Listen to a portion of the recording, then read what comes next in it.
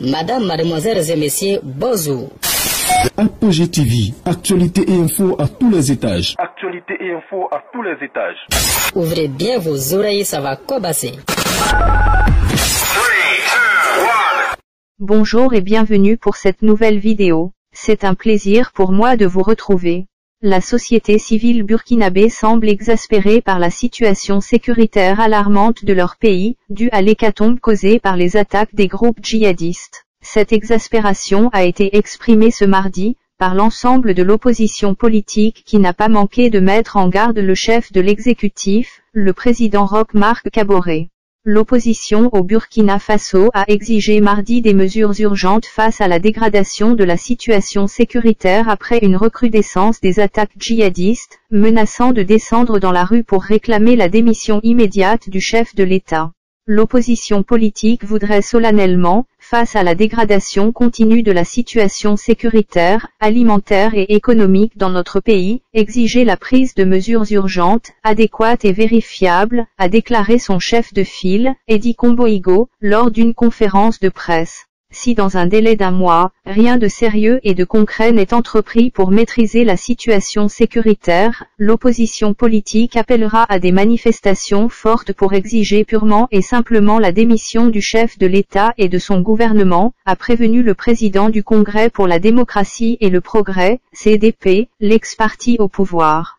Dans ses revendications, il a notamment demandé que l'armée soit dotée de matériel de combat mieux adapté, que les frontières terrestres, fermées depuis mars 2020 en raison de la pandémie de Covid-19, soient rouvertes et que le gouvernement achète des vivres sur le marché international pour parer à la famine.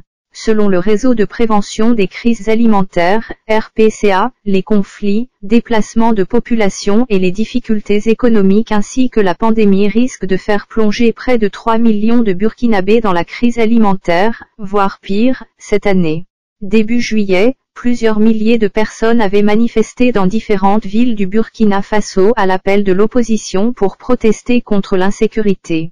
Le Burkina Faso fait face depuis 2015 à des attaques djihadistes régulières et meurtrières, en particulier dans les régions du nord et de l'est, proches du Mali et du Niger, pays également confrontés aux opérations des djihadistes armés.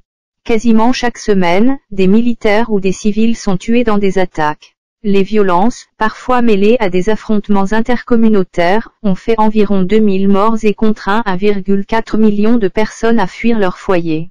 La tête de notre Faso est chroniquement absente et quand le navire est sans capitaine, le naufrage est inévitable, a critiqué Edi Komboigo, estimant que son pays n'a jamais été aussi malade que sous le régime du président Roch Marc Christian Kaboré.